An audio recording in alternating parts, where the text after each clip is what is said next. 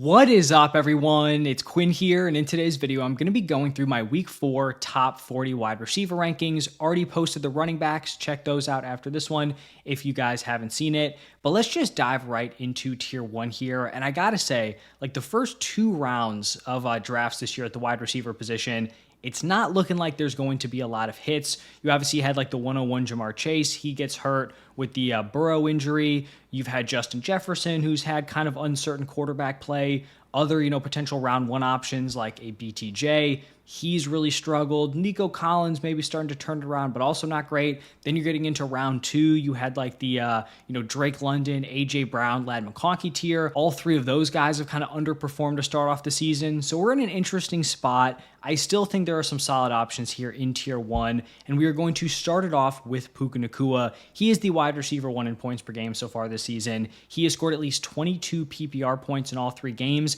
and the dude hasn't even caught a receiving touchdown. So I do think like a potential barrier to him hitting like a nuclear season, at least coming into the year, was that he hadn't been a big touchdown scorer. That's kind of something I talked about where I thought we could see a potential turnaround. Where just last year, right, like he wildly underperformed in the touchdown department, and he still was the wide receiver 2 in points per game. This year, he's still not getting into the end zone, aside from like the one rushing touchdown, but the dude is still balling out, averaging, I want to say, 25 PPR points per game. So he's the wide receiver 1. He's my wide receiver 1 rest of season. Then I have Amon-Ra St. Brown, had a down week 1, 2 big games, bouncing back, 9 for 115 and 3 touchdowns in week 2, then 7 for 77 and a touchdown on Monday Night Football. And then the final guy here in Tier 1, it is Jackson Smith-Njigba. I do think, he deserves this ranking here as the wide receiver 3. He's had 3 very solid, very consistent performances. Week 1, 9 for 124.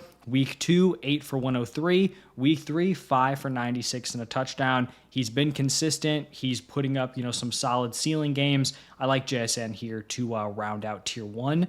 Now moving into Tier 2, these are like the guys that were drafted to be studs, maybe have slightly underwhelmed early on in the season for a variety of different reasons. We'll start it off with Malik Nabers. This was just like a very rare, complete clunker game from Malik Nabers. 7 targets, only 2 receptions for 13 yards. This is something we really haven't seen, early on in his career, where a lot of his floor games are just like, the offense is terrible. Maybe he catches 4 passes for 40 yards, 5 for 50, things like that.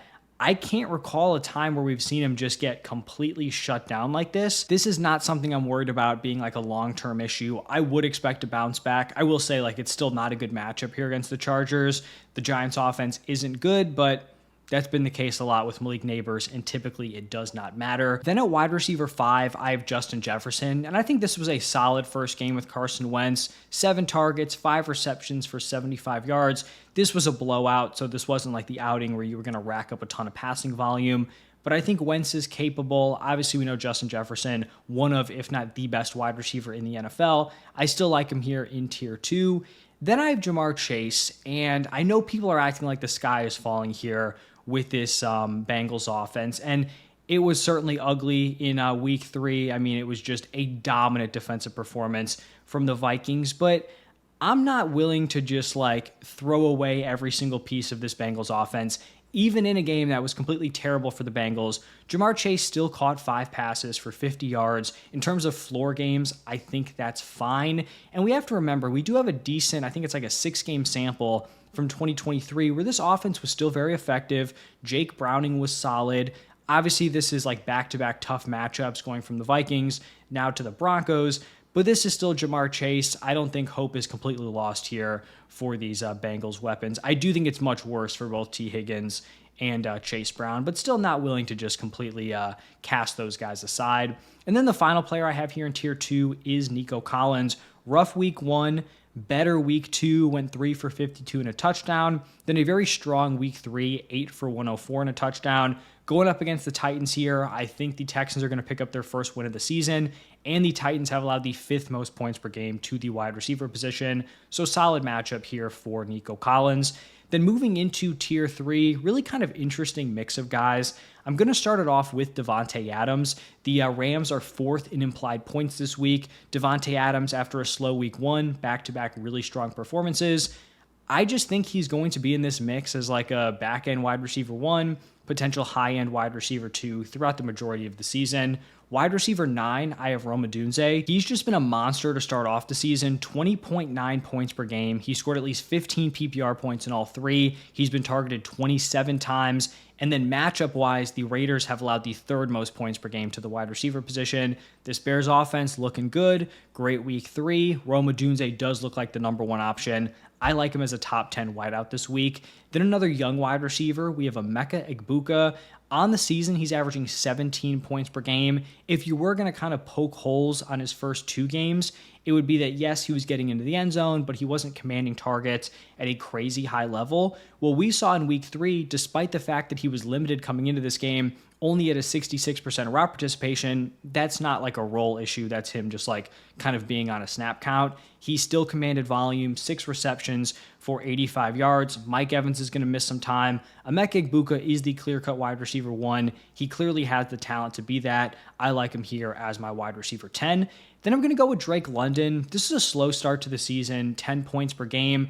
I do think he's going to get better, but I do think if you drafted him to take like that big leap and be a mid to high end wide receiver 1, I just haven't seen enough out of Michael Penix that I think he can elevate London to that spot, right? Like the reason why London was, potentially projected to take that leap was you thought Penix could come in, kind of bring a new ceiling to this passing attack. That hasn't happened so far. It's been weird. Like Penix has the arm talent to make some really tough, tight window throws, but he's just really lacked the consistency. The mechanics are a little funky. It's something he's done dating back to college, but like he's not always square to his target. So it hasn't been a good start. I think it's going to get better. I still think Drake London will be in this like fringe wide receiver 1 range, but the overall upside does kind of seem capped at this point. Then I'm going to go with A.J. Brown. Finally had a big game, complete duds, week 1 and week 2. Week 3, the Eagles go down. They realize, wow, we can actually pass the ball and, get the ball involved to A.J. Brown, Devonta Smith. A.J. Brown gets targeted 10 times, catches 6 of them for 109 yards and a touchdown. I guess you're kind of hoping like the Buccaneers can force this kind of game plan out of the Eagles. It's good that they still have that in the tank, but man, like it just seems like their baseline is to want to have these super like grimy, grinded out, like run heavy contests. And it's just a real bummer for the Eagles pass catching weapons fantasy wise. Then I'm going to go with Zay Flowers here. Really strong week 1, really strong week 2, 7 for 143 and a touchdown in week 1, 7 for 75 in week 2. Then week 3, just a real clunker, 2 receptions for 13 yards. Mark Andrews goes from not being involved at all to all of a sudden having a monster game. So I still think Zay Flowers will be fine, but maybe he just doesn't have like that week-to-week volume floor that I was kind of hoping he would have after being super involved in week 1 and week 2. A couple more guys in this tier. We have Garrett Wilson, who's just been commanding a lot of volume in his 3 games. He's been targeted 9, 8, and 13 times. He's averaging 18.6 points per game.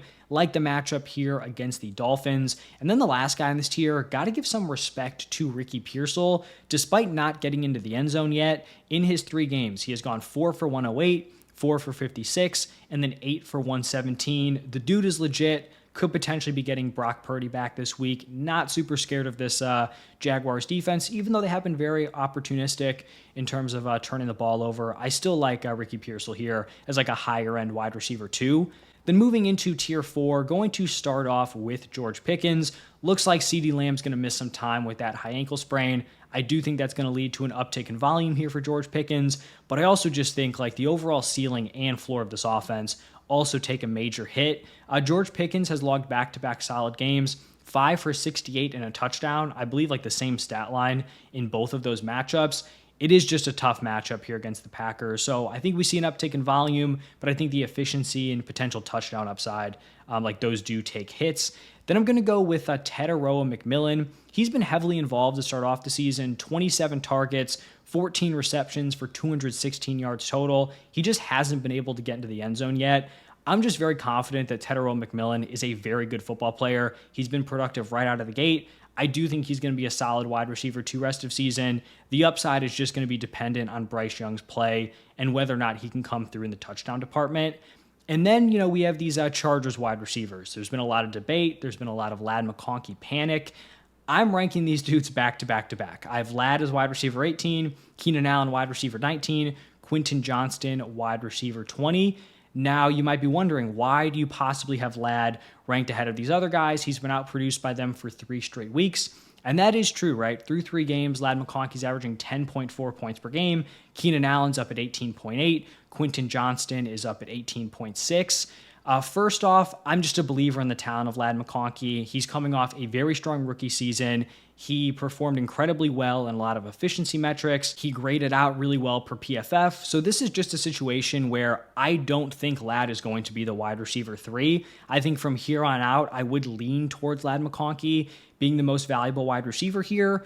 But if you were redrafting, right, like I would not be taking him in round 2 because there is just way more Keenan Allen. Quentin Johnston has clearly taken a leap. What I do really like about this overall passing environment and the matchup here is that the targets are just so heavily concentrated on the wide receivers. I want to say 74% of their targets are to wideouts, and then 92% of the targets to the wide receivers are going to the big 3 with Ladd, Keenan Allen, Quentin Johnston. And then this matchup against the Giants are allowing the second most points per game to the wide receiver position. I think all 3 of these guys are really, really strong starts. A few more guys in this tier. We have Tyreek Hill. Fine start to the season, 13.6 points per game. Could be better, could be worse at this point. I think he's in like that back end wide receiver 2 range. Then I have Cortland Sutton. Completely laid an egg in week 2, 1.6 PPR points, but week 1 and week 3, very solid, 18.1 and 23.8 PPR points. And then the last guy in this tier is going to be Jacoby Myers. He's averaging 13.3 points per game without scoring a single touchdown. Myers has a very high weekly floor. He's hit 60 receiving yards in all 3 games. And then matchup-wise, the Bears have allowed the 4th most points per game to the wide receiver position. Now moving into tier 5, going to start off with Deebo Samuel. I could see an argument for Deebo getting bumped up into tier 4. He is coming off a down week 3, 2 receptions for 11 yards, but he had put up 22.6 and 17.4 points before that. I don't think this is an amazing matchup here against the Falcons. We also have some quarterback uncertainty. Is Jane Daniels going to be back? Is it Marcus Mariota? So as of right now, he's in like this fringe wide receiver 2 range. Then I have Xavier Worthy. There's no guarantee he plays this week, but he's been questionable heading into week 2 and week 3. If he does play, this is kind of just a guy I want to get into my lineup due to the potential upside, but obviously we'll monitor the injury reports throughout the week. Wide receiver 26, I'm going to go with Chris Olave. Chris Olave is leading all wide receivers in targets with 37. He's the wide receiver 24 in points per game.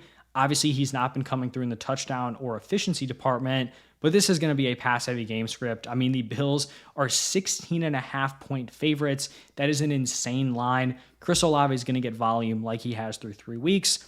It might be, 10 targets, 5 receptions for 60 yards, but he's still going to be playable for you, especially in PPR formats. Then I have Michael Pittman. Strong start to the season. He is the wide receiver 13 in points per game. I will say, though, I do think he's kind of overperformed on his volume, where he's still only been targeted 19 times. That is not an ideal number. I do think this could potentially be a more pass-heavy game script against the Rams. Rams are favored in this one. Rams have also been very tough against the run. So Pittman, high-end wide receiver 3 for me. Then I'm going to go with DK Metcalf, another guy who's been a little bit underwhelming in the target earning department. Only 17 targets through 3 weeks. Steelers only have 19 implied points. And then the Vikings have actually allowed the fewest points per game to the wide receiver position. So matchup-wise, not great here for DK Metcalf. Then I have Brian Thomas Jr., just a really tough guy to rank because the usage, his overall opportunities are there. He's been targeted 25 times through 3 weeks. The problem is he has just been completely unable to do anything with those opportunities. He has 7 receptions on those 25 targets. That is an abysmal catch rate. The drops continue to be an issue. He's only averaging 8.5 points per game, but this is a player who I just think is talented. I think at some point this Jaguars passing attack is going to click. And so I think there's going to be a moment where Brian Thomas Jr. has that big game and it's just going to be wheels up. At this point, I view him as like a mid-tier wide receiver 3. We've got a couple guys left in this tier. The first one is going to be Jawan Jennings. He continues to be day-to-day with the ankle/shoulder injuries. Had a really nice week 2, missed week 3. We'll continue to monitor his health. And then closing out this tier with Marvin Harrison Jr., it's kind of been a bummer start to the season. You were hoping to see some real steps towards a year 2 leap, a year 2 breakout. Last 2 games, he's gone 2 for 27, 3 for 24, had at least one bad drop, like on a deep play in week 3. And then he's just not commanding enough volume, only 17 targets through 3 weeks. At this point, tough to view him anything more than like a mid-tier wide receiver 3. And then moving into the 6th and final tier, going to start off with Terry McLaurin. This was close to being a really solid fantasy day. He caught a deep pass, one of his 3 receptions for 74 yards, but he was down at like the half-yard line, so it nearly turned into a touchdown. Still a talented player, just hasn't really had that big game to start off the season. Then I have Jalen Waddle and Devonta Smith, both like these wide receiver 2s behind stud wide receiver 1s. For Waddle, he's gotten into the end zone in back-to-back games. Due to that, he is the wide receiver 23 in points per game. And then for Devonta Smith, finally had a solid game, just like A.J. Brown. 9 targets, 8 receptions for 60 yards and a touchdown. Hoping we see more of those, pass-heavy game scripts.